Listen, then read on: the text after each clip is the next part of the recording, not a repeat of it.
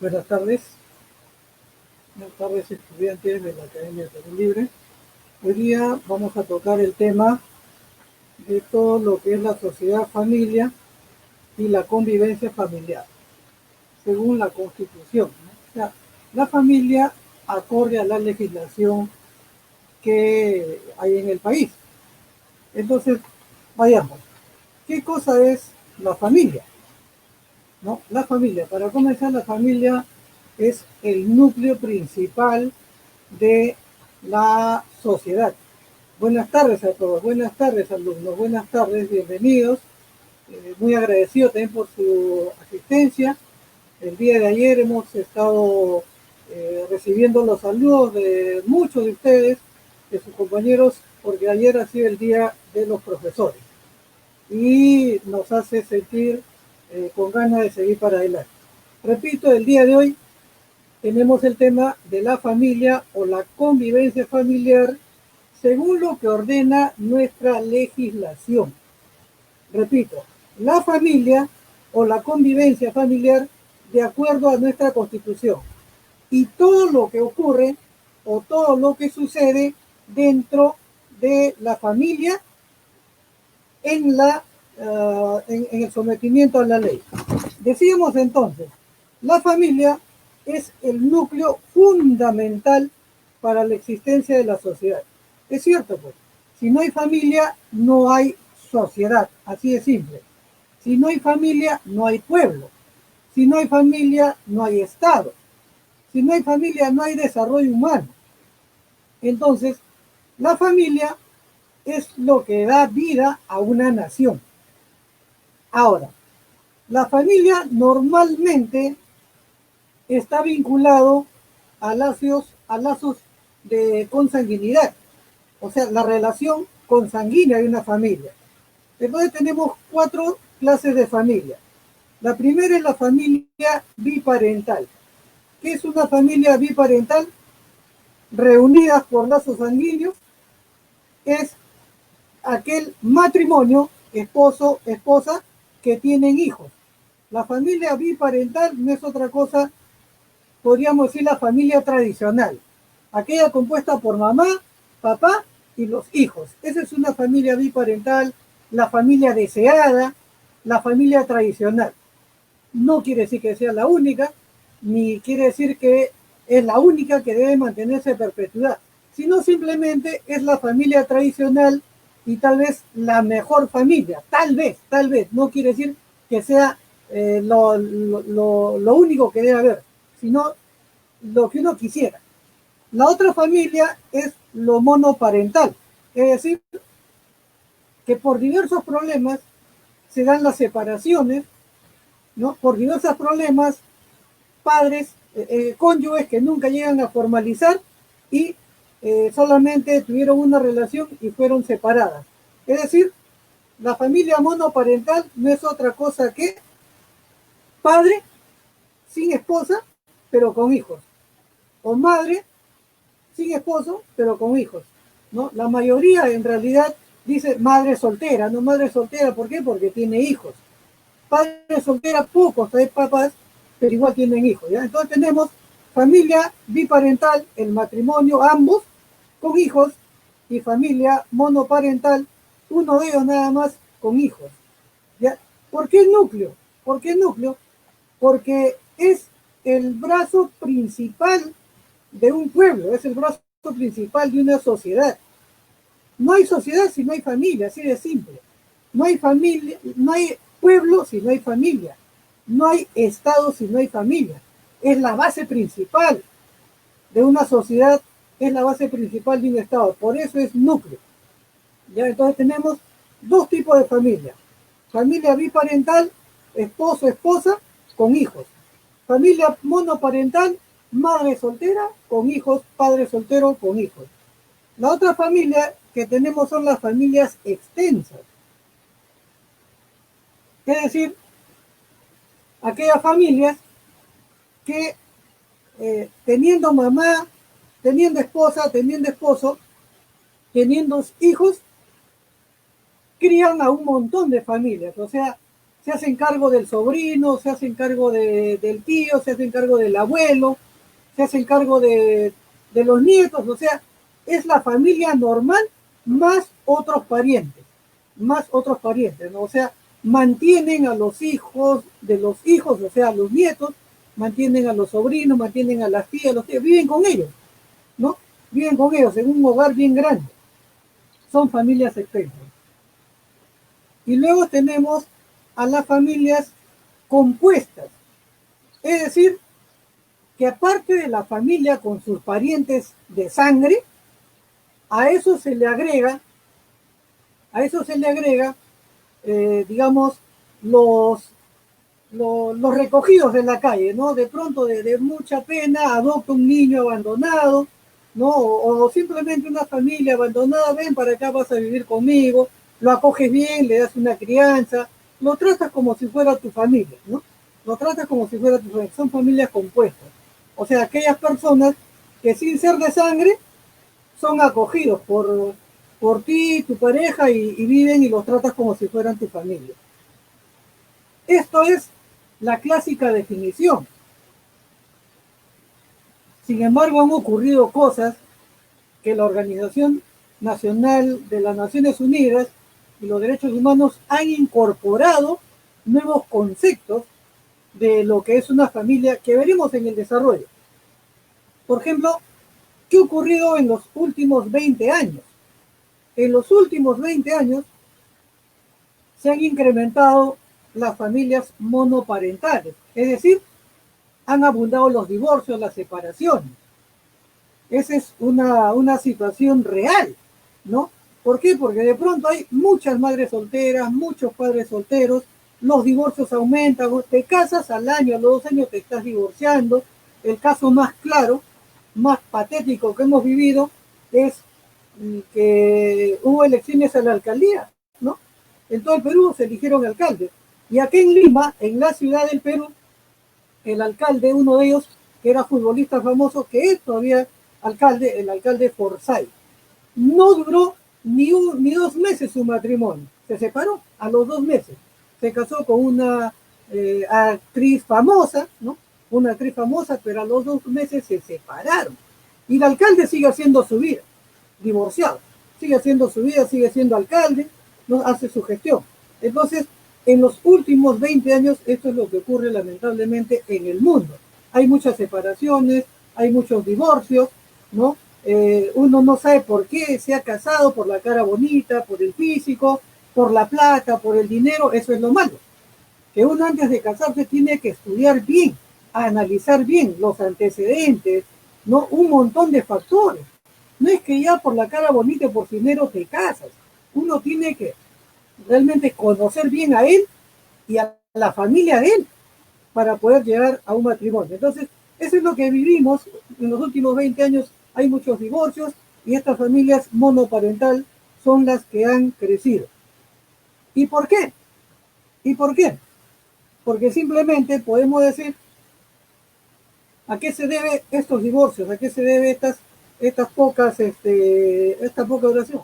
Por una cosa muy sencilla que lo venimos discutiendo en estas 5 sesiones: la falta de educación, la falta de civismo. Porque si hubiera una buena educación, si hubiera un buen civismo, entonces no tendría por qué haber estos desencantos. Porque educación y civismo implica que cada pareja cumple sus deberes, implica el respeto que hay entre parejas, implica respetar la ley, implica ser solidario. Entonces, educación y civismo es lo que le da la base a una pareja. Pero si no hay educación y civismo, no hay respeto, no hay educación, no hay valores, no hay cultura, entonces vienen las separaciones. ¿Ya? El diálogo es muy, pero muy importante. ¿Ya? Si no hay diálogo en la familia, viene la inseguridad, viene el descontento, y entonces se va desintegrando la familia. ¿El Estado tiene alguna responsabilidad respecto a mantener una buena familia? Claro que sí, porque el Estado nos da la infraestructura educacional, el Estado nos proporciona civismo. Por lo tanto, si vemos que en el Estado también tenemos presidentes separados, ministros separados, congresistas que no se llevan bien con sus parejas, ¿no? Si el político es un político que separado y encima no mantiene a sus hijos, por supuesto que eso se traslada, eso es mala educación, no hay civismo. Y entonces se incrementa la inseguridad, se incrementa la corrupción y el Estado se vuelve en crisis. Entonces, eso es un mal ejemplo. El Estado, mal ejemplo para quién? Para las familias. ¿Ya? El Estado, mal ejemplo de las familias. Por eso es importante la convivencia familiar y el respeto a las leyes. ¿Cómo entonces puede progresar una familia? ¿Cómo progresa una familia? Primero, con confianza. La pareja tiene que tener confianza. Ser coherente con lo que se dice y lo que se hace. Es decir, una cosa es la palabra y otra cosa, ¿qué cosas son? Los hechos. Una cosa son la palabra y otra cosa son los hechos. Es decir, de la palabra a los hechos tiene que haber consecuencias, tiene que haber, digamos, una actitud coherente. ¿Cómo progresa una familia también? Valorando a los hijos, ¿no? Si en una pareja tenemos hijos, entonces hay que darle valor, hay que transmitirle independencia, hay que transmitirle autoestima a los hijos. Es cierto, tiene que haber mucha, pero mucha comunicación, ¿ya? Entonces, la familia tiene que ser previamente construida. Es decir, antes de aparejarse con alguien y construir una familia, tienes que conocer a él, a ella y a sus familiares, cómo viven, qué ha estudiado, es profesional, no es profesional. Hoy en día, alumnos, si ustedes piensan casarse, tienen que casarse siendo profesionales. Si ustedes quieren tener una familia, tienen que hacerlo cuando sean profesionales, porque si no, van a tener una serie de crisis económicas principalmente y les va a traer problemas a ustedes mismos y va a haber una separación inmediata. Y lo más triste sería que se separen teniendo hijos. En cambio, llegar a un matrimonio, él profesional, ella profesional, las cosas van a salir mejor y van a tener un buen futuro. Eso es lo aconsejable. Al respecto, ¿qué dice nuestra Constitución? ¿Qué dice nuestra Constitución? La Constitución y la familia lo van a encontrar en el artículo 4. Artículo 4 de la Constitución. ¿Qué dice este artículo 4 en la Constitución? Que la familia es una institución natural y una institución fundamental de la sociedad. Repito, el artículo 4 de la Constitución dice: la familia es una institución natural y fundamental de la sociedad. Este artículo 4 promueve el matrimonio. Ya repito, promueve el matrimonio. Sin embargo, no prohíbe otras formas de unión. Si bien promueve el matrimonio varón y mujer, sin embargo, nuestra Constitución no dice taxativamente ni escrito que otros tipos de unión se puedan dar, no lo prohíbe. Simplemente promueve el matrimonio varón y mujer, pero no prohíbe otros tipos de uniones de pareja. Entonces, entendiendo este artículo 4, dicen que la comunidad y el Estado, o sea, la sociedad y el Estado, tienen deberes con la familia, la sociedad y el Estado tienen obligaciones con la familia. Entonces, ¿cuáles son los deberes del Estado y la sociedad con la familia? Un primer punto es darle protección. Un segundo punto es la solidaridad. Por ejemplo, hoy día, donde eso se ha caído por los suelos es producto de esta enfermedad del coronavirus. La falta de solidaridad, la falta de protección por parte del Estado. ¿Ya? No estamos hablando del gobierno. Muchos dicen, el gobierno no ayuda, el gobierno... No, acá es el tema del Estado. El Estado es quien ha debido construirnos buenos hospitales, principalmente colegios y un montón de cosas. Pero si el Estado no tiene una posta médica, no tiene un hospital, no tiene lugar donde lleves a un enfermo, entonces el Estado está incumpliendo con este artículo 4 de la Constitución. Porque el artículo 4 dice, es obligación del Estado darle protección a la familia. Y cuando la familia va a atenderse a un centro médico, no es atendido. En ese sentido, ya hay un desbalance en el accionar del Estado ante la familia. Pero la sociedad no se puede quedar cruzada de brazos. Entonces tenemos en la sociedad gente que es considerada el algen del oxígeno, por ejemplo. Una familia que acá en Lima, en la parte del Callao, está vendiendo a muy bajo precio los oxígenos, mientras que otros están vendiendo lo de 1.000, lo están vendiendo en 10.000, en 15.000. ¿Se dan cuenta? Entonces, la sociedad también juega su rol con la familia. La sociedad debe cumplir un rol de solidaridad y no de aprovecharse de la desgracia. Ese es el rol de la sociedad y el Estado con las familias. Entonces, las familias, ¿por qué en general no practicamos la solidaridad, no practicamos la protección? Porque simplemente se ha dejado la educación y el civismo hacia un lado o se ha dejado de lado. Ahora, la familia, ¿por qué es una institución natural? ¿Por qué se dice que la familia es una institución natural? Esto lo dice las Naciones Unidas, porque dice que la familia es una institución natural porque la familia principalmente tiene carácter ético y social. Miren lo que dice la Organización de Naciones Unidas, ¿eh? La familia tiene un carácter ético y social. Mientras que la familia tradicional, la de nuestros abuelos y probablemente la de nuestros padres en algunos casos, dice que la familia tradicional es aquel que se junta para procrear hijos, ¿ya? Eso ya va quedando relegado, eso va quedando relegado. Hay nuevos conceptos, ¿no? Y los nuevos conceptos de acuerdo a la realidad social, los nuevos conceptos, las nuevas definiciones, es porque han ocurrido situaciones a fines del siglo XX y hoy en el siglo XXI.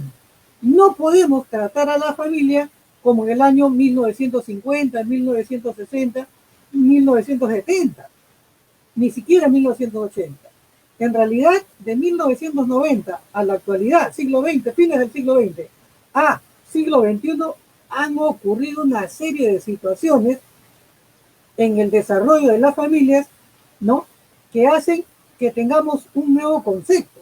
Por eso se dice que la familia ya no puede tener el concepto tradicional de procreación simplemente, sino que la familia tiene carácter ético y social. Es decir, tiene valores, no necesariamente lo que es procreación. Por ejemplo, tenemos hoy en día las uniones de hecho. Las uniones de hecho hoy día están incorporados en la legislación.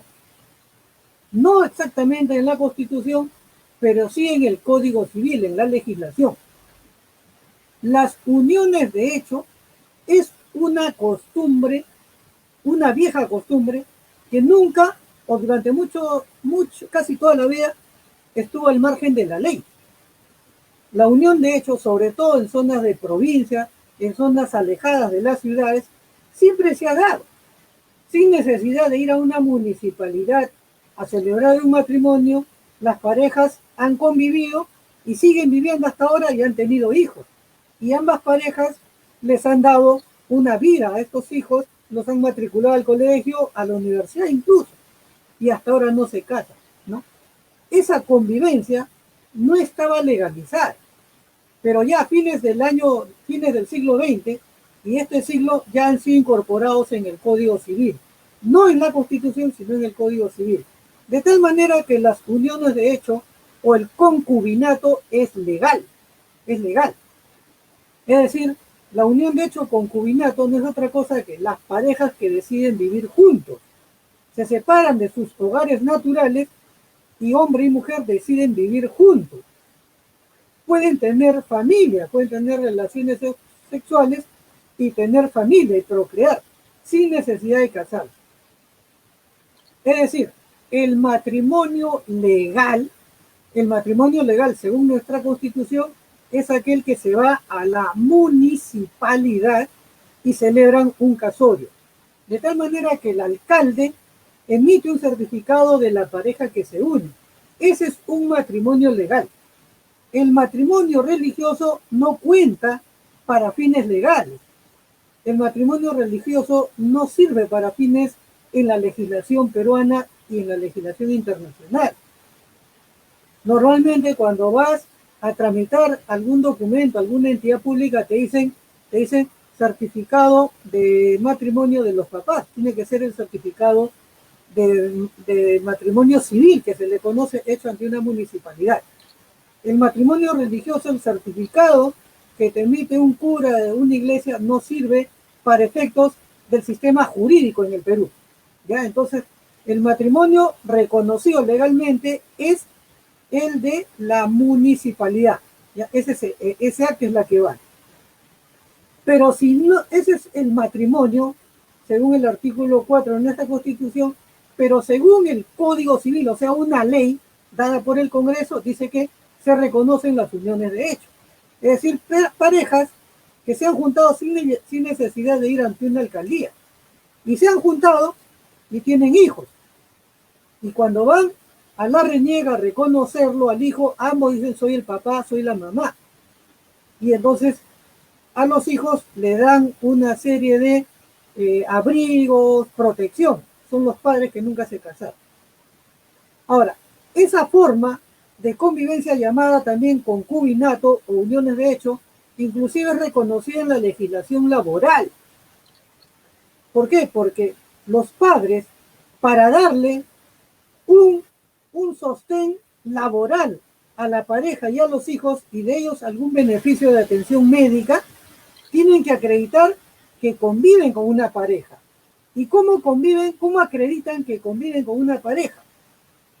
Tienen que ir ante un notario, miren, ante un notario, hacer una carta y decir, yo fulano de tal, con la señora fulano de tal, estamos conviviendo hace 2 años, juntos, en una misma habitación, en esta misma dirección, hay testigos, los vecinos saben que los dos somos pareja prácticamente, y fruto de ello tenemos nuestros hijos. Señor notario, sírvase usted legalizar esta unión.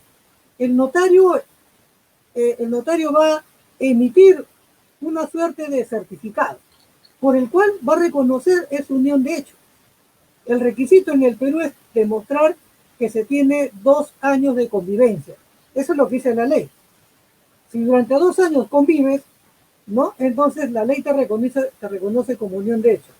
Y si en esos 2 años tuviste hijos, entonces, y estás en un centro laboral, en el centro laboral te dicen, para pagarte una asignación familiar, o sea, aumentarte el sueldo, en otras palabras, 93 soles más para pagarte más, tráeme esa constancia de nacimiento del hijo con tu pareja, y segundo, tráeme el acta que te ha dado el notario, ¿para qué? Para que tu pareja se pueda atender, ¿no? En la seguridad social, en los hospitales llamados de salud. O sea, el matrimonio legal es ante la municipalidad y la unión de hecho un notario. Otra forma de acreditar la unión de hecho también es un juez de paz. Un juez de paz es lo que hay bastante, pues, sobre todo en las zonas que no son ciudad, o sea, zonas alejadas de la ciudad. Un juez de paz emite también un certificado que reconoce la unión de hecho. Y con eso puedes darle trámite a la asignación familiar, o sea, 93 soles más en la planilla por tener a los hijos, y tu pareja puede atenderse en una clínica de salud. ¿Ya? Esos son instrumentos legales. ¿Ya? Todo lo que sea al margen de la unión del hecho o al margen del matrimonio, eso es conocido como infidelidad, conocido como adulterio, ¿no? Digamos, extramatrimonial, extraconyugal. Y eso sí puede generar, ¿qué cosa? La división de la familia, la separación y la separación justificada, pues. la separación justificada, ¿no es cierto? Entonces, nosotros los jóvenes, o ustedes, sobre todo los jóvenes, tienen que hablar con sus padres, explicar o pedirle explicaciones de esta nueva situación de convivencia familiar para que no sean sorprendidos. Ustedes no cometan errores que probablemente algunos mayores lo cometieron. Entonces, no es fácil ni es bonito decir eso es tal cosa, tal cosa. No, no. Requiere mucho civismo, requiere mucho valor. Acá la academia no solamente les puede transmitir netamente conocimiento, le tiene que trasladar qué cosa, consejos, orientación. Ahora, la familia entonces, la finalidad de una familia, la finalidad de una pareja, no es solamente procrear hijos, esa no es la finalidad. La finalidad de una familia, de acuerdo a este siglo XXI, como lo señala la Organización de Naciones Unidas, es transmitir, ¿qué cosa? Valores éticos, transmitir valores sociales. Eso es lo fundamental, transmitir valores culturales, respeto, educación. En ese sentido, está abierta una ventanita que cada vez es más grande para que personas del mismo sexo también se puedan unir. No hay ninguna prohibición oficial que diga, no, personas del mismo sexo pueden formar una familia. No está prohibido ni en la ley ni en la Constitución. Es decir, la ventana está abierta. Pero repito, la Organización Mundial de Naciones Unidas dice que la familia es aquella que traslada valores éticos, cívicos y culturales. Si la pareja del mismo sexo se dan cariño, se respetan, hay fidelidad, transmite valores, esa sería entonces la razón de ser de una familia. ¿Ya? El mismo sexo no quiere decir que sea escandaloso, como he visto, ¿no? Que algunas parejas del mismo sexo en la puerta de la iglesia están dando besos. Eso es escándalo, eso sí está mal. Eso no es educación, no es valores, no es cultura. Eso es una degeneración. Eso es una degeneración. Pero si las personas del mismo sexo son amables, se respetan, hay valores, hay civismo, hay cultura, las Naciones Unidas dice, ese es la nueva forma de familia porque no hay nada, no hay delito, no hay infracción, es decir, hay un buen comportamiento. Ahora, ¿cuáles son los deberes y derechos que nacen de un matrimonio?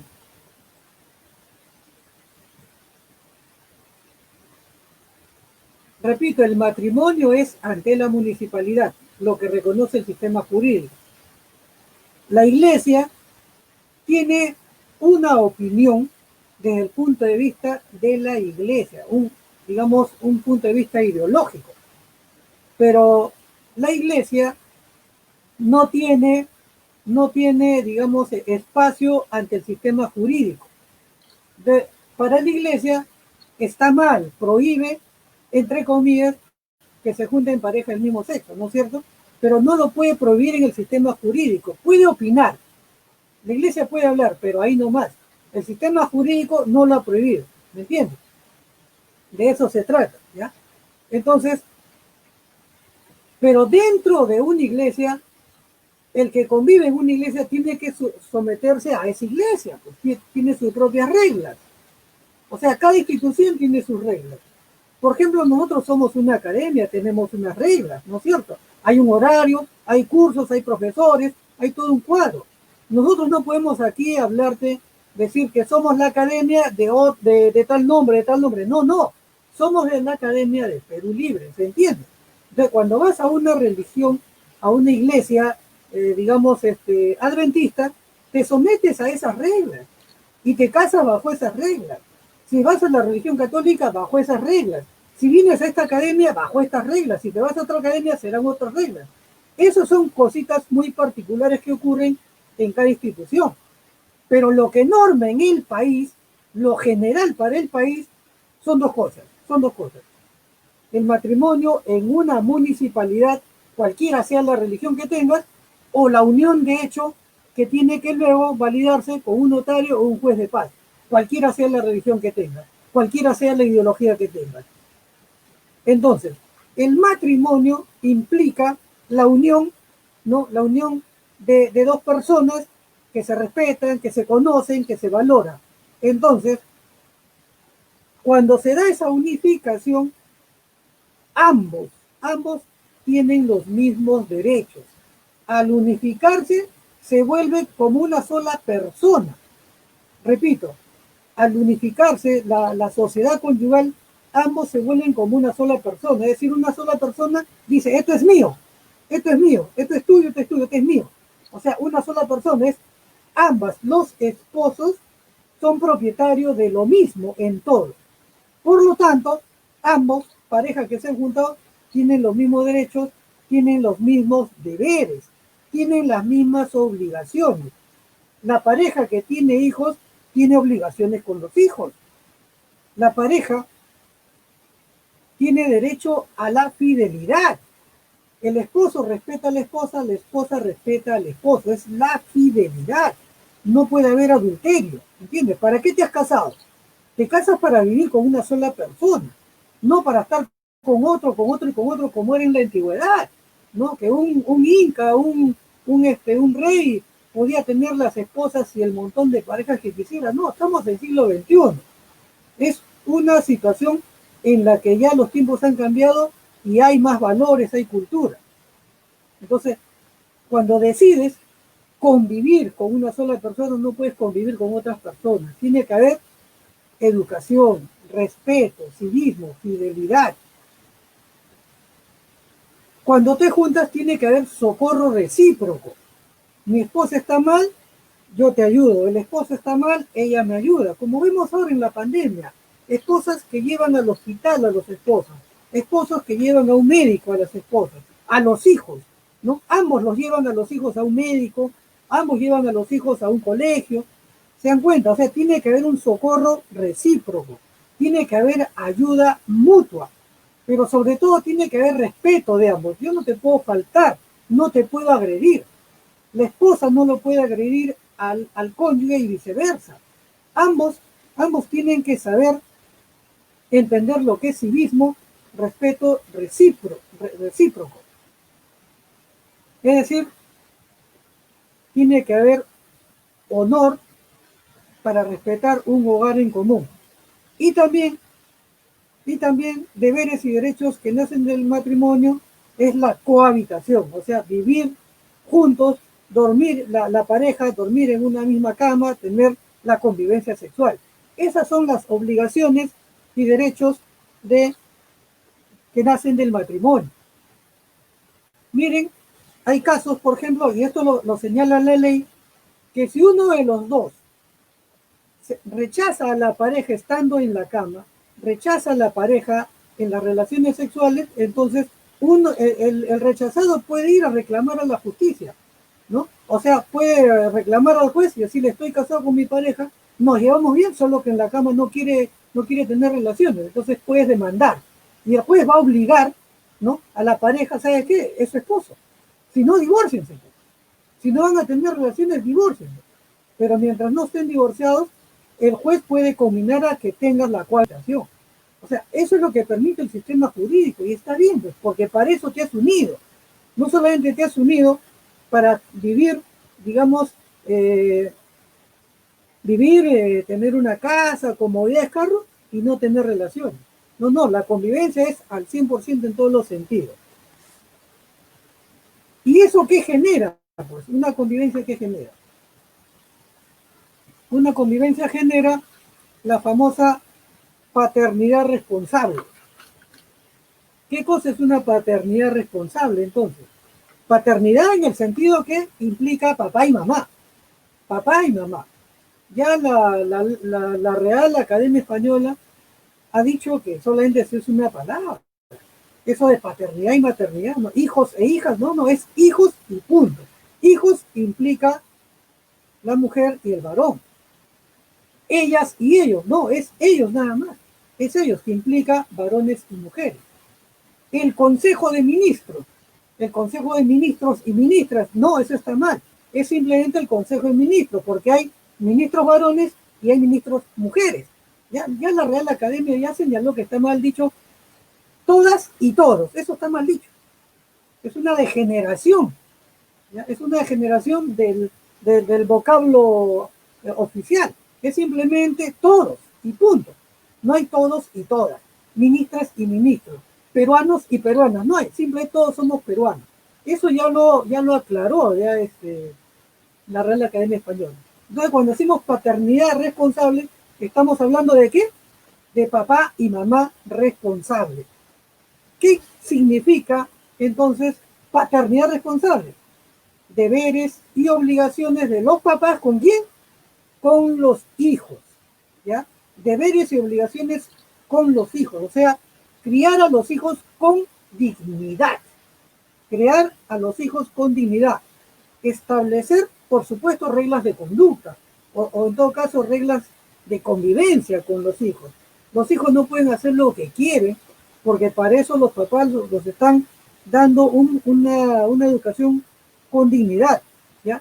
No puede haber exceso de la disciplina tampoco, o sea, ya hace años, hace décadas del 70 y el 80, el siglo XX, por ejemplo, los profesores en un colegio tenían una regla de madera de 30 centímetros y con eso, alumno que se portaba mal, reglazo en la mano, en la nalga o le jalaban de la patilla para arriba. Eso está prohibido, ¿ya? Eso ha quedado ya considerado como una agresión, como una tortura.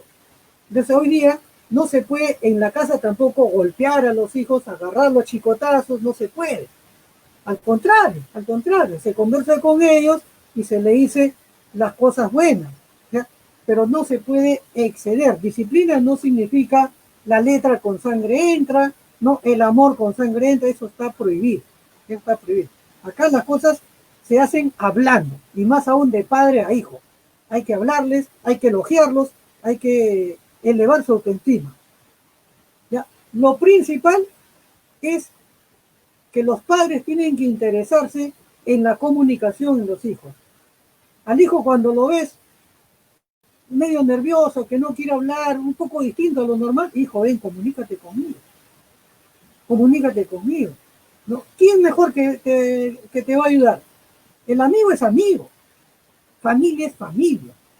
La amiga y el amigo son amigos nada más. Pero quien se la va a jugar por ti es tu papá. Quien se la va a jugar por ti es tu mamá. ¿Tú crees que el amigo o amiga, ¿no?, va a ir a la comisaría a hablar en tu nombre? No, eso lo va a hacer tu papá. La amiga, amigo, te va a dar sangre, eso lo va a hacer tu papá.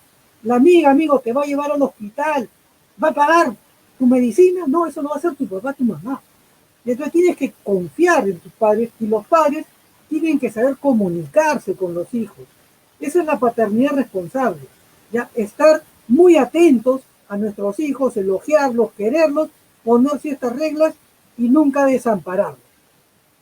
En ese sentido, cuando la pareja se ha unido previamente y luego quiere tener hijos, inclusive el embarazo que viene, tiene que ser un embarazo planificado.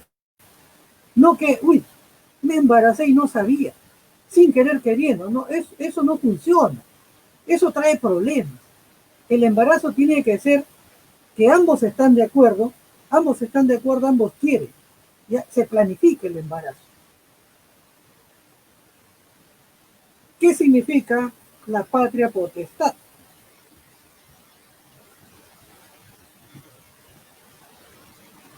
¿Qué significa la patria potestad? La patria potestad es la de los papás que tienen derecho sobre los hijos. La patria potestad es cuando tú todavía no estás emancipado, no estás, o sea, no vives fuera de tu familia, vives con ellos, y entonces el padre tiene potestad sobre ti. La patria potestad no es que tú, siendo mayor de edad, o sea, tienes 18, 19, 20 años, puedes hacer lo que te venga en gana en casa de papá. No, en casa de papá, así tengas 30, 40, 50 años, pero en casa de papá, papá es papá. Papá es papá. Papá es el propietario de la casa. Papá, mamá son los propietarios de tus comodidades. ¿Ya? Salvo que te alejes. ¿Ya? Entonces acá lo normal es que uno logre su profesión y se compre su departamento, se compre su casita, vive en otra parte. Eso es lo que queremos de ustedes. que ustedes sean profesionales para que tengan sus propias cosas y se emancipen y hagan su propia familia. No es posible que siendo profesionales todavía viviendo en la casa de mamá y papá, porque si van a seguir viviendo en casa de papá y mamá, van a estar sometidos a la potestad de sus viejos. ¿Se entiende? Entonces la patria potestad es la que ejercen los papás sobre los hijos en la medida que vivan en su hogar. Es más, si el hijo menor de edad, si el hijo menor de edad se saca la lotería, se vuelve millonario, pero es menor de edad, entonces el papá tiene derechos sobre eso que tú has ganado. ¿Por qué? Porque siendo tú menor de edad, la ley prohíbe que tú puedas hacer lo que quieres. Tienes que hacer lo que el papá todavía te da. Obviamente el papá no puede actuar con abuso. Tiene que tener criterio, tiene que ser razonable para administrar tus bienes. Entonces, cuando los hijos que tienen una gran fortuna, logran una mayoría de edad y pueden enrumbarse solitos, se tendrán que independizar. Esa es otra cosa. Pero mientras los padres te cobijan, esa es la patria potestad y hay obligación de los hijos respetar esa patria potestad y es deber de los padres darles todavía la protección, la salud a los hijos, ¿no? Hay papás pues que todavía, tu hijito de 40, 50 años, mi hijito, recién llegas, vienes tarde, toma tu desayuno, almuerzo, porque el cariño de los padres es así, es inmenso. Vamos a los hijos que no pueden ser abusivos, pues. Ingresen a la universidad, sean profesionales, independícense con todas las de la ley, tengan sus propias cosas. Eso es lo que queremos nosotros. ¿Cómo desaparece la patria potestad? ¿Cómo desaparece también el matrimonio? ¿Cómo se extingue el matrimonio? ¿Cómo desaparece también la patria potestad? Cuando te mueres, cuando te mueres, con la muerte. Cuando realmente te emancipas. Papá, ¿sabes qué? Me he comprado mi departamento, papá, me voy a casar de acá a un año y ya me voy comprando mis cosas. Te emancipas. O cuando los padres dicen, lamentablemente no puedo criar a mis 10, 12 hijos, a este lo doy en adopción, lo doy en adopción, lo doy en adopción, me quedo con uno, con dos. ¿No? Pierdes la patria potestad. O también eres un padre indigno, un padre indigno. Es decir, tienes vicios, pues. Eres alcohólico, eres drogadicto, eres un delincuente, en plena pandemia sales a asaltar, matas y, ¿no es cierto? Entonces no vale la pena ser padre de familia de esa manera. Entonces el juez te va a condenar y te va a quitar la patria potestad. El Estado se va a hacer cargo de tus hijos, los va a llevar a un albergue, vas a perder a los hijos. Esas son las formas de extinción. Así como hay padres indignos, también hay hijos indignos. Hay hijos de mala muerte que masacran a su papá, que masacran a la mamá. Son pocos, pero los hay lamentablemente. Hijos que se vuelven alcohólicos, les faltan el respeto, masacran a la papá, a la mamá. Hijos que se vuelven drogadictos, golpean a sus padres, a su madre, le rompen las cosas. Son hijos indignos. Y el hijo indigno merece cárcel. El hijo indigno merece ir a un centro de rehabilitación. Y si no se rehabilita, los hijos indignos no tienen ningún derecho en el hogar. Póngase que papá, mamá fallecen, el hijo indigno se queda sin herencia, pierde todo. ¿Por qué? Porque justamente es indigno. La herencia, los herederos, son solamente los hijos dignos. Hijo indigno pierde todo. Hijo indigno pierde todo. Así que por eso es que se requiere vivir en un hogar bueno, sano, con civismo, con educación, con valores, con cultura. ¿Qué deberes tienen los hijos con los papás? ¿Y qué derecho también los hijos con los papás?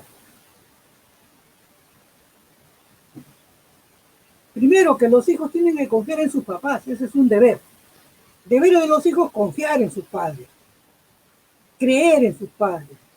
No hablar mal de sus padres. No decir mi padre, yo desconfío en mi padre porque mi padre solamente trabaja y viene acá de noche a dormir. Tengo desconfianza. No, papá. Yo confío en ti, dice que sudas la camiseta, vienes tarde porque vienes a traernos los alimentos, con eso me matriculas, me das mis comodidades, me has comprado un celular, me has comprado una laptop, aunque no te vea todo el día, papá, yo confío en ti porque me estás apoyando. Esos son deberes de los hijos. Esos son deberes de los hijos. Deben confiar en los papás. Igual en su madre. Mamá, ¿por qué te arreglas? ¿Vas a ir a la calle? ¿Vas a ir a una reunión? ¿Vas a verte con mi papá? Bien, bien, mamá, confía en ti, anda. Mamá, traes la comida, te ayudo en algo. No, hijito, no. Sí, hija. O sea, hay que confiar en la mamá y el papá. Cuando papá y mamá van a tu colegio, profesor, tutor, director, ¿qué ocurre con mis hijas? ¿Qué ocurre con mis hijos? ¿Por qué me ha llamado? ¿Por qué? Porque queremos transmitirle, ¿no?, algún progreso o algún error. Hay que confiar en ellos, no nos van a castigar, nos van a aconsejar.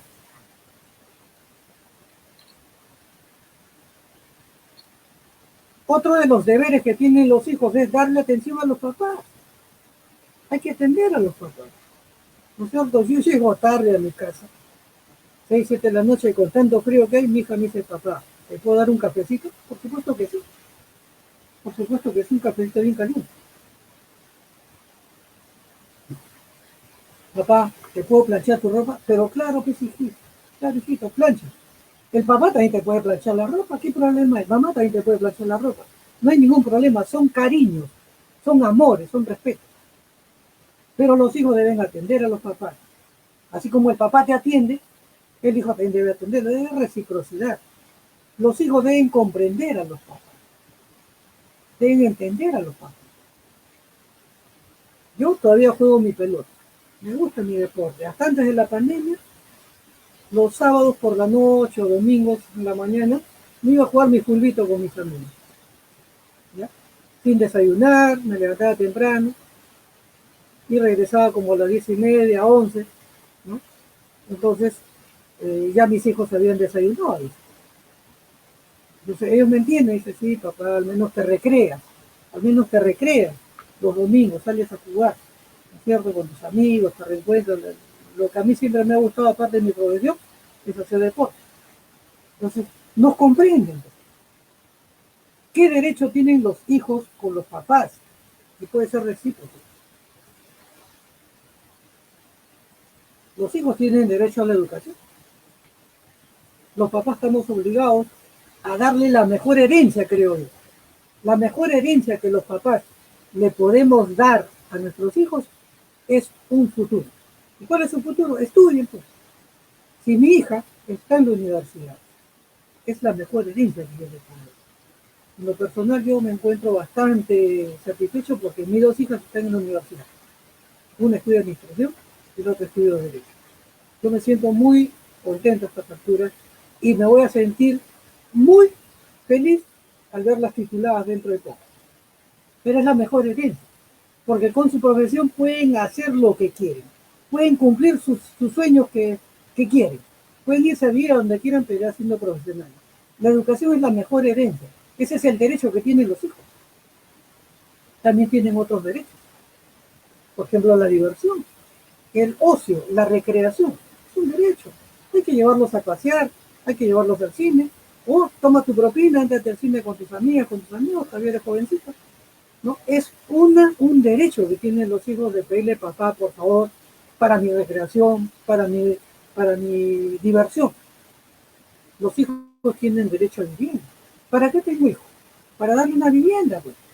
Yo no voy a tener hijos siendo profesional para irme a invadir un cerro. Para eso estoy estudiando. Para eso ustedes van a ir a la universidad. ¿No?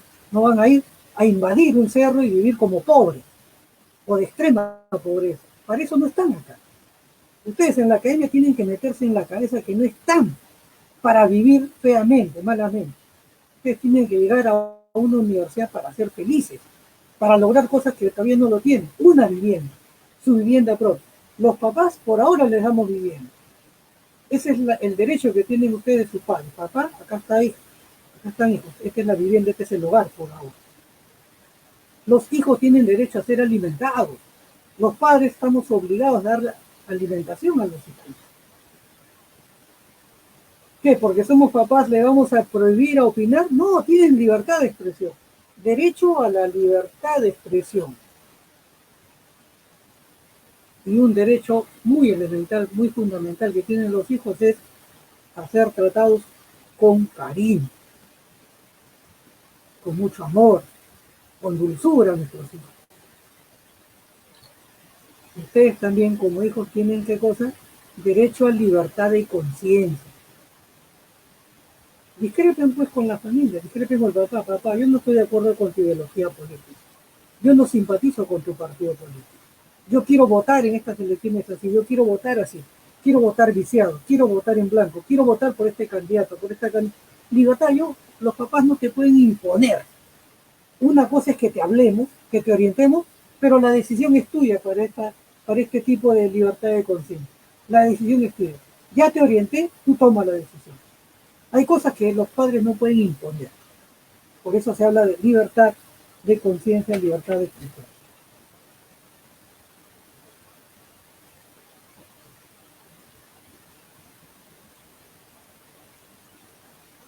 También tenemos lo peor de una familia, lo lamentable de una familia, que es la crisis matrimonial o crisis de pareja o crisis de pareja. La crisis matrimonial o crisis de pareja es vivir de una manera equivocada. Una crisis no tiene por qué llevar necesariamente a la ruptura. Una crisis no tiene por qué plantear el divorcio. Simplemente son problemas, ¿no? Que si no se pueden superar, bueno, pues no puedo seguir viviendo contigo y me separo. Pero si puedo superarlo, entonces no tiene por qué divorciarme. Simplemente recomponemos. ¿Por qué se da una crisis matrimonial? Porque tienes caracteres distintos, pues. Durante la etapa de enamorados es la vida bella, la mejor etapa de la existencia, sobre todo de ser adolescente, joven, ¿no? Es la bella época, es el enamoramiento. Pero en el enamoramiento todo lo ves bonito, no le ves nada defectuoso. Sin embargo, hay cosas que se ocultan, inclusive ya durante el noviazgo, que por lo general un noviazgo en el Perú la característica es un año, a veces 2 años. La mayoría de un noviazgo dura 1 año, pero en ese año es la oportunidad para conocer a la familia de tu futura pareja, para conocer cosas que no conocías de él o de ella durante ese año. Los barrios que frecuenta, dónde va, dónde viene, su trabajo, sus estudios, si realmente es profesional, va a ser... Tienes que investigar todo. Pero aún así se pueden ocultar cosas que salen cuando ya te has casado. Al casarte vas a encontrar un montón de cosas que nunca se lo viste ni en la bella época ni en la época del noviazgo. Durante el casorio vas a detectar, vas a encontrar cosas que jamás pensaste que él lo tendría o ella lo tendría. Pero ocurre. Entonces, pero esas cosas son superables. ¿Puede generar crisis? Sí, una crisis pasajera, una crisis de caracteres, que son superables, no por eso te has divorciado, ¿no? Pero se dan esas crisis. Otro problema son las diferencias económicas. Si tú eres profesional y tu pareja no lo es, obviamente que van a haber problemas económicos. Normalmente el profesional sí está en capacidad de tener mejores ingresos económicos. En cualquier parte del Perú y del mundo, siendo profesional, vas a tener mejores ingresos económicos, definitivamente que sí. Pero si estás con una pareja que no tiene nivel profesional, obviamente sus ingresos económicos van a ser menores. Y eso puede generar una crisis. Otro tema puede ser también, que es poco, pero puede ocurrir, son las diferencias socioculturales, ¿no? O sea, una persona con cierto civismo, con cierto grado de educación, con otra persona pues que no se desenvuelve culturalmente, jamás va a una sala de teatro, jamás va a espectar un concierto de música, jamás va a celebrar los encuentros deportivos, no le importa el deporte, no le importa los bailes, no le importa las salas de teatro, ¿no? Cuando juega Perú, no, siempre pierden, no le interesa nada, ¿no? Ni siquiera el voleibol, si es mujer, ni siquiera el fútbol, si es hombre. Entonces, esas diferencias socioculturales pueden tener problemas, pueden generar crisis. Otra crisis psicológica es que alguien externo mete su cuchara. La hermana, la amiga, uy, este es así, hoy esto que meten su cuchara para mal. Cuando uno ya está en pareja es mejor comunicarse entre ellos, no escuchar cosas ajenas, ¿no? Intervención de terceros.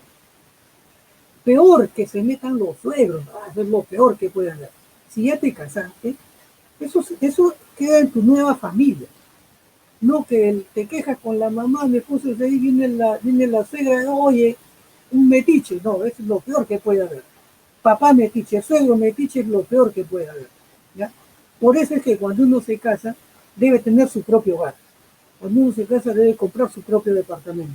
Vivir en casa de los suegros es lo peor que puedes cometer. Es el error de tu vida. ¿Ya? Vivir en casa de los suegros, de ella o de él, te estás haciendo un autogol.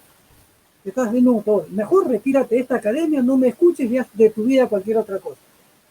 Pero si tú quieres llegar a ser profesional exitoso, recibe este consejo. Recibe este consejo. Cuando te cases, casa propia. Nunca en casa de suegros. Problema de crisis, la infidelidad, eso sí es para separarse. ¿No? Ese es ser un animal. Si te casas con una pareja, ¿cómo vas a meterte con otra persona? Ese es ser animal. Ese es ser animal, de verdad. No tiene sentido, no vale para nada. Otros problemas que pueden ocurrir son los vicios, pues, ¿no? Que a veces los vicios se ocultan durante el enamoramiento y el matrimonio. Pero cuando ya te casas, eres alcohólico, eres fumón, ¿no? Yo te dije que me gustaba el cigarrillo a las 500, todos los días fumo. Yo te dije que me gustaba la cerveza, todos los días te emborrachas. Sábado y domingo, viernes es un alcohólico. O sea, hay cosas que uno oculta.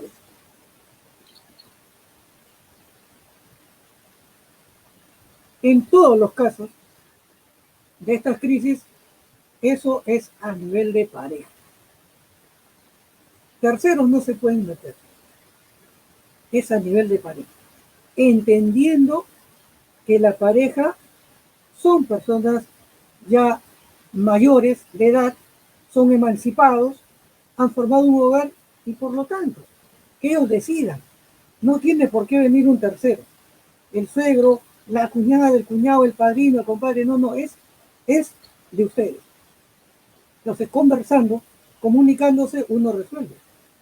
Hay parejas que finalmente deciden separarse. Y separados viven muy bien. Separados viven mejor, superaron la crisis.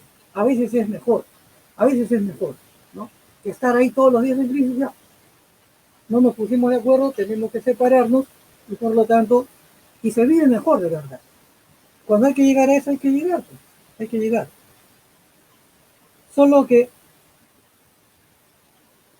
hay una consecuencia. Que si no tienes valores, que si no tienes educación, llegando a una separación, viene lo que se llama la desintegración familiar. La desintegración. Quienes los perjudicados principalmente son los hijos. Y entonces, si tienes buenos valores, si tienes educación, si tienes cultura, esa división, esa separación no va a ser tan perjudicial o perjudicial con los menores, es superable. Pero si eres un canalla sin valores, ella o él, entonces la desintegración va a traer una crisis y unas cargas de pena sobre los hijos. Ese es un problema. En principio, la desintegración de la familia por un divorcio, sobre todo con hijos, es un problema. Es un problema. Los hijos se ven afectados, ¿no? Los hijos se ven afectados. ¿Qué cosa harán nuestros hijos al ver divididos los padres? Primero lloran, se apenan. Y no es de un día. puede durarle inclusive durante mucho tiempo de su vida, si no es toda la vida. Vivir apenados, acongojados, renegando de sus padres, es feo, es feo. Por eso los padres, antes de tomar una decisión, tienen que ver para qué diablos tienes hijos si le vas a transmitir cosas indebidas. A los hijos hay que trasladarle cosas buenas, valores, amor hay que trasladarle, ¿no es cierto? Entonces, ¿para qué te vas a divorciar? Lo que uno más aprecia en su vida es la vida de nuestros hijos. Yo daría mi vida por mis hijos, por mis hijas, ¿no es cierto? Entonces, no voy a querer algo malo. Entonces, hay que evitar violencia, hay que evitar trastornos psicológicos, hay que evitar dificultades económicas. ¿Para ello qué se requiere? ¿Para aquello que fue? Mucho civismo, mucha educación. Educación emocional, civismo emocional. Hay nuevos modelos de familia, ya se ha dicho, con valores, con ética, con valores, con ética, con cultura. Esos nuevos modelos de familia. No basta llevarle el pan, el desayuno, acá está la comida, ya, chao. No, no, hay que ser amorosos con los hijos, hay que dialogar permanentemente. Hay que procurar una mayor estabilización económica. La mayor estabilización económica, ¿quién te lo da? Una profesión. Egresar de una carrera universitaria te da tranquilidad económica y social. El Estado también juega un rol. El Estado también juega un rol en este sentido. Tenemos las famosas DEMUNA. Las famosas DEMUNA. ¿Qué cosas son las famosas DEMUNA? Defensoría Municipal del Niño y Adolescente. DEMUNA. Defensoría Municipal del Niño y Adolescente. O sea, le corresponde a los alcaldes, a la municipalidad, transmitirte protección, ¿no? Darte atención. Las municipalidades, también conocidas como gobiernos locales, son las que tienen que darte atención en salud, en recreación. Para eso pagamos los impuestos. Otra institución es la Defensoría del Pueblo. La Defensoría del Pueblo, que también da recomendaciones de protección a la familia. Y luego acá algo muy, pero muy importante, que en la práctica no se da, es el Ministerio de la Mujer y Poblaciones Vulnerables, ¿no es cierto? Actualmente tenemos una ministra, que es parte del gobierno. La ministra, no me acuerdo el nombre ahorita, pero es una mujer.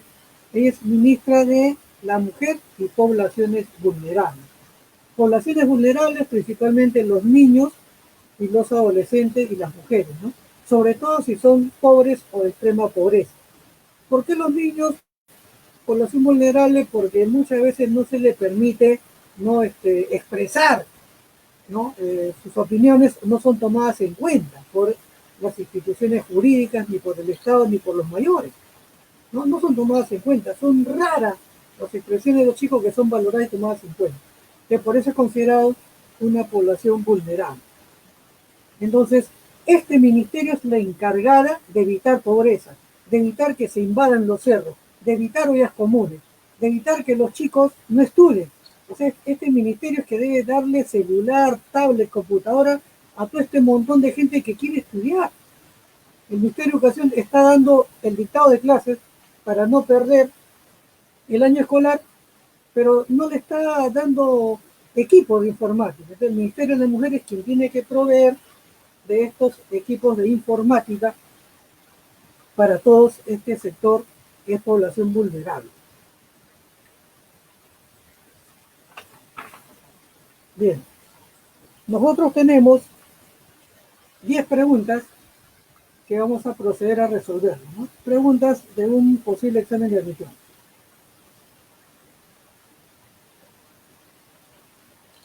Pregunta número 1. Dice,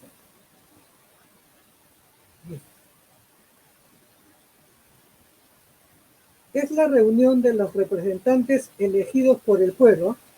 Cuando se dice elegidos por el pueblo, quiere decir que ha habido una votación, una elección, las elecciones generales, ¿no es cierto? Para alcalde, para gobierno regional o para presidente. Se habla de elecciones, ¿ya?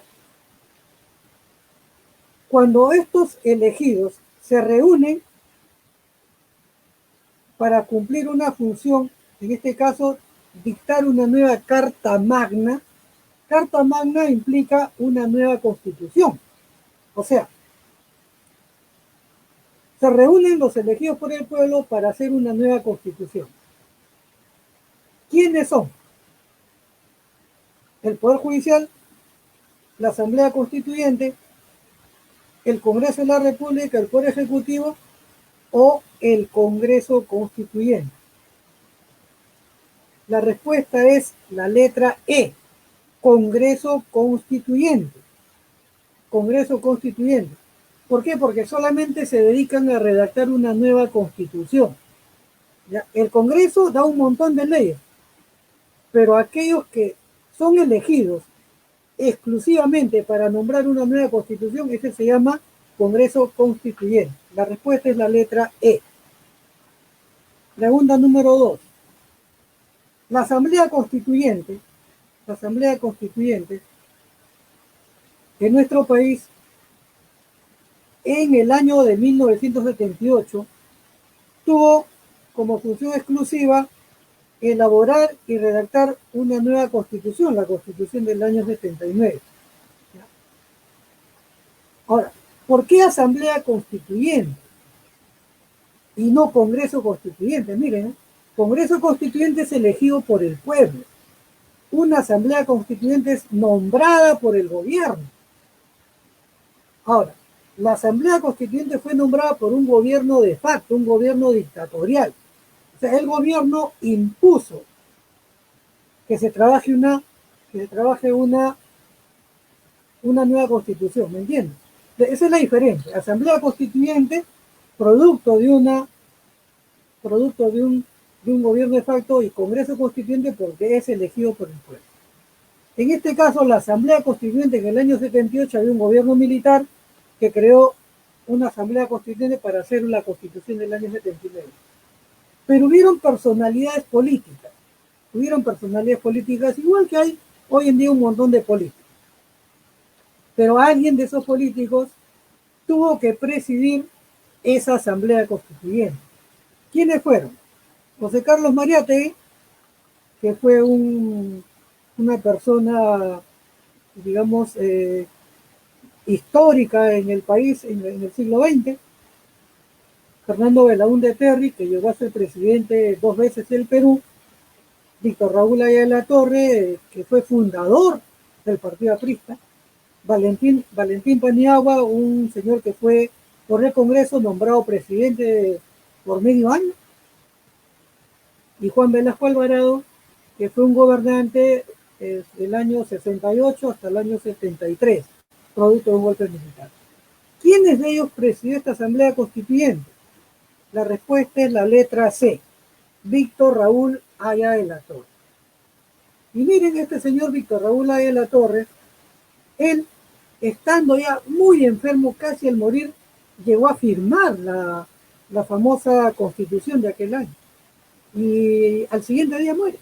O sea, como quien de hoy día firma y mañana fallece. Así fue las cosas, ¿no? Algunos dicen que agarraron su mano y se le hicieron firmar. Digan lo que se diga, pero él fue el presidente de esa Asamblea Constituyente. Y durante su mandato de él se hizo la Constitución. La respuesta entonces es la letra C, Víctor Raúl Haya de la Torre. Pregunta número 3. Actual presidente y dirige el Sistema Nacional de Defensa. ¿Quién? ¿Quién preside el Sistema de Defensa Nacional? Defensa Nacional, estamos hablando del país. ¿Quién? ¿El ministro de Defensa? ¿El ministro del Interior? ¿Presidente de la República? ¿Presidente del Consejo de Ministros? ¿O jefe del Comando Conjunto?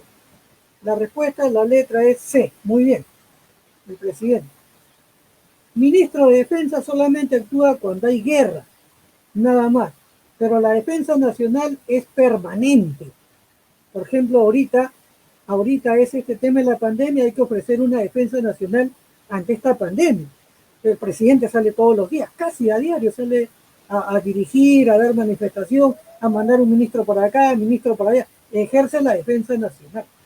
No solamente la defensa nacional es guerra, para lo que es guerra, conflicto bélico, es ministro de defensa. Ministro del Interior, ¿para qué? Para combatir la delincuencia en territorio nacional, para velar por la seguridad en territorio nacional. Ministro del Interior es el que ve captura de delincuentes, está a cargo de la policía. Está a cargo de la policía. Todo lo que es robo, delincuencia, Ministerio del Interior o Ministro del Interior. Presidente ve todo el país, defensa nacional del país. Presidente del Consejo de Ministros, bueno, el director, pues, el director de los ministros, el director de debates, el que está un puestito por encima de todos los ministros, que coordina con todos los ministros y coordina con el presidente, es el presidente del Consejo de Ministros.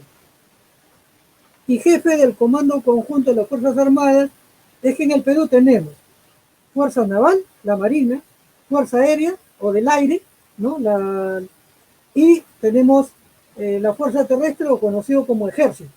Las tres fuerzas nombran, ¿no? O sea, los altos mandos de cada fuerza militar nombran a un presidente transitorio, ¿no? Cada año se renueva, a veces le toca a la Marina, a veces le toca al de la aviación y a veces del ejército, ¿ya? Entonces, el que preside se llama presidente del Comando Conjunto de las Fuerzas Armadas. O sea, uno de la terrestre puede mandar, ¿no?, al de la Marina, al de la aviación, en otras palabras, porque es comando conjunto de las Fuerzas Armadas. Pero no ven, pues, la defensa nacional. Ellos que ven la coordinación prácticamente militar. La respuesta es la letra C. Pregunta número 4. ¿Qué es una garantía constitucional que tiene todo ciudadano para defender su derecho a la libertad individual? Garantía constitucional no es otra cosa que una ley incorporada en la Constitución para proteger, ¿ya? Es una ley considerada en la Constitución para proteger. ¿Y te protege contra qué? Una garantía constitucional te protege contra los abusos de algún legislador o te protege contra los abusos de poder de alguna autoridad. Tenemos acá, pregunta 4. Acción de cumplimiento, acción de habeas corpus, acción popular, acción de habeas data o acción de amparo. La respuesta es la letra B, letra B, A, B, B. Ya, garantía constitucional, derecho a la libertad individual, habeas corpus. ¿Dónde está el cuerpo? ¿Dónde escondieron a mi hermano? ¿Por qué lo detuvieron? ¿Dónde está? Por favor, quiero verlo. He ahí el cuerpo, habeas corpus, habeas corpus. La acción de cumplimiento no es otra cosa que tú presentas una solicitud a alguna entidad y la entidad no te lo cumple simplemente porque le caes mal, ¿no? Le caes mal, no te quiere atender, te tiene alguna envidia, no te quiere atender. Entonces le pides al juez que ese director no te quiere firmar la solicitud, no te quiere atender, que vaya, el juez le ordene, oiga usted, así usted joven, no, usted no lo pase, qué sé yo, fírmele su solicitud, acción de cumplimiento. Acción popular es cuando hay una ley que ofende, transgrede a todo el Perú. ¿Ya? Una ley ofende, es como si se pusiera impuesto a los sueldos, que todo aquel que trabaje de sus sueldos dé el 50% al Estado para combatir la pandemia. Eso sería un abuso. Entonces, mediante una acción popular se contradice esa ley, pues, porque uno no puede quitarle la mitad del sueldo a los trabajadores, ¿no? Sería un abuso. Entonces, acción popular. Acción de habeas data es cuando alguien escribe en el periódico y dice cosas falsas de tu persona. Te pone apodo, te acusa, te inventa cosas que no son, entonces acción de habeas data, eso es mentira. Lo que está escrito ahí es una calumnia, es una falsedad, mediante una acción de habeas data. Y acción de amparo es cuando alguien hace abuso de su autoridad. Por decirte, cierre el local, tú tienes toda la ley, toda la autorización, toda la licencia, pero el alcalde te cierra el local. Simplemente porque dice, bueno, acá transita mucha gente y y tú atiendes con tu puerta abierta, que no puede ser, y te cierra el local. Es un abuso. Entonces vas al juez y dices, no me deja trabajar. No me deja trabajar, acción de amparo. Pregunta número 5. Institución social primaria y fundamental, miren, institución social primaria y fundamental que inicie y asegura la socialización de la persona humana. La respuesta es la letra C. Muy bien. La familia. La familia es el núcleo fundamental y primario de la socialización de la actividad humana. No es el Estado, no es el municipio, no es el colegio ni la universidad, es la familia. Primario y fundamental siempre para toda la familia. Pregunta número 6. La defensa judicial de los intereses del Estado. O sea, el Estado también tiene que defender sus intereses. ¿Quién defiende al Estado? O sea, los abogados defensores del Estado. ¿Cómo se llaman? Abogados defensores, procurador público, notario público, ministro de Defensa y Ministerio de Justicia. La respuesta es la letra B, procurador. O sea, los abogados del Estado son procuradores. Por decir, ¿ya? Los corruptos, la empresa Odebrecht, brasileña, OAS, se han apoderado, ¿no?, de un montón de dinero del Estado peruano, se han apoderado en complicidad con algunos funcionarios y políticos peruanos. Entonces, interviene el procurador del Estado peruano para decir, estos se han llevado 20 millones, queremos que los 20 millones regresen al Perú. O sea, reclaman el dinero. El procurador no dice métanlo preso. No es función del procurador hacerte juicio para que te metan preso. No. Función de los procuradores es pedir simplemente el resarcimiento o la indemnización o devolución económica de lo que se te llevaron. ¿Ya? Ese es procurador público. Luego tenemos pregunta número 7. La comunidad y el Estado, o sea, la sociedad y el Estado, reconocen instituciones naturales y fundamentales de la sociedad ¿a quién? A la familia, el hogar de hecho, el matrimonio, o la familia y el matrimonio y el ser vinaculo. Eso lo van a encontrar en el artículo 4 de la Constitución, ¿no es cierto? Dice, es institución natural y fundamental la familia y el matrimonio. Lo que hemos venido diciendo. Hemos hablado todo el día de hoy sobre familia y sobre matrimonio. ¿Ya? Entonces, eso está en el artículo 4 de la Constitución. La respuesta es la letra D, la familia y el matrimonio. Pregunta número 8. Los derechos de participación ciudadana. Comprende. ¿Qué comprende? Derechos. Tengo mi derecho a participar. Comprende. Derechos de propiedad, libertad de expresión, igualdad ante la ley. ¿Tengo derecho de propiedad?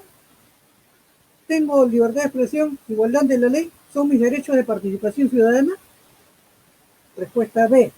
El derecho a elegir, el derecho a revocar, el derecho a remover autoridades, derecho de iniciativa legislativa y referéndum. Respuesta C. Participo ciudadanamente para tener identidad étnica, cultural y usar mi propio idioma, la reserva de mis convicciones políticas, filosóficas y religiosas, o derecho a la herencia, a contratar libremente y el trabajo.